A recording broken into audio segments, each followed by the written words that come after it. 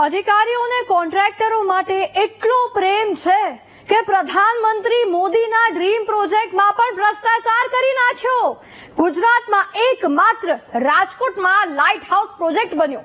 19મી October 2022ના રોજ 1144 ફ્લેટનું ઉદ્ઘાટન થયું હતું પીએમ મોદી દ્વારા જ, પણ નિમ્ન કક્ષાની ગુણવત્તાના ઘરો મળ્યા છે ગરીબોને 3.20 લાખમાં। ગરીબોને આપવાના એટલે ગુણવત્તા યોગ્ય રહે ના રહે કોણ પૂછવાનું એવું? અરે ગરીબોનું માન ન રાખ્યું તો પીએમ મોદીના સપનાનું તો માન રાખવું હતું સાહેબો।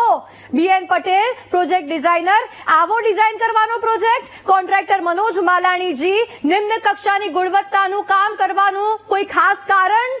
કયા મોટા માથાના 4 હાથ છે તમારા પર કે હિંમત આવી ગઈ? અને પીએમ મોદીનો ડ્રીમ પ્રોજેક્ટ છે, કામ યોગ્ય રીતે થવું જોઈએ, તે જોવા કોઈ ના ગયું તંત્રમાંથી। પાણી લીકેજ, દિવાલોમાં તિરાડ પડી ગઈ છે, ભાઈ પોપડા ઉખડી રહ્યા છે। આવું હોય ગરીબોના સપનાનું ઘર? કેટલું કમિશન મળ્યું છે સાહેબોને કે પીએમ સાહેબના સપનાની પણ લાજ ન રાખી? એક્શન લેવી જ પડે।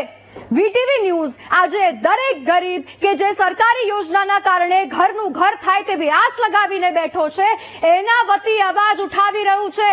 કડકમાં કડક કાર્યવાહી જવાબદારો વિરુદ્ધ થવી જ જોઈએ અને એવી કાર્યવાહી કે જેનાથી આગામી સમયમાં કોઈ આવો ભ્રષ્ટાચાર કરવાનું વિચારે પણ નહીં।